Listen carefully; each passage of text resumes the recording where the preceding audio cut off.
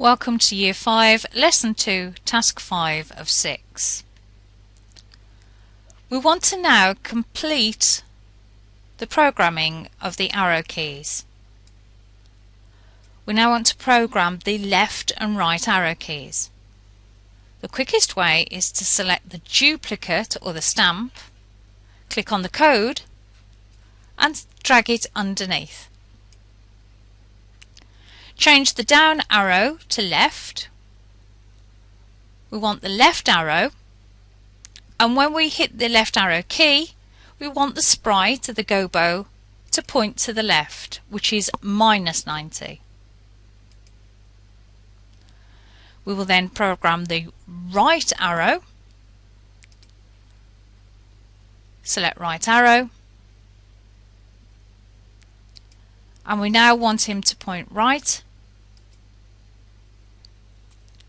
We will now move it inside the forever loop.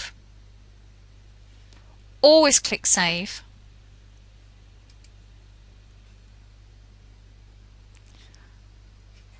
Press the stop. And now let's test our code. I'm pressing the down arrow. I'm pressing the up arrow. I'm pressing the left arrow. And I'm pressing the right arrow. Left, right, up and down. However, we need to make this a little bit more difficult, so that if you come off the red path, you're going to have to go back to the beginning. Now usually I find this very difficult and I keep going back to the beginning. So always press stop. Let's get him back to the beginning.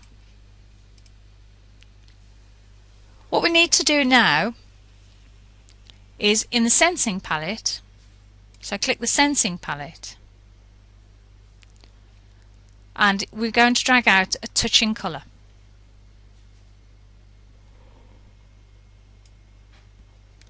We want another if block, if then, so into the control,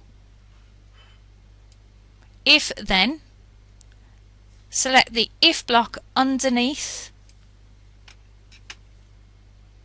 and drag in the boolean also. If gobo is touching the colour, if he touches blue, he's going to go back to the beginning. Click inside the box, then click on the blue, and you will see inside the box it's turned to the same colour.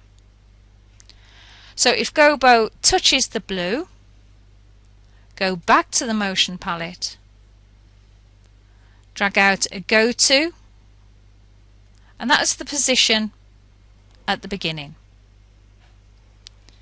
Save your work and let's test. The green flag will always go a lighter green when it is clicked. I click the green flag. I'm going to do the down arrow. I'm going to do the up arrow. Now when I go left, he will go onto the blue and should go back to the beginning because he's touching the blue. And as you can see, every time gobo goes on the blue, he goes back to the beginning. That is the end of task 5.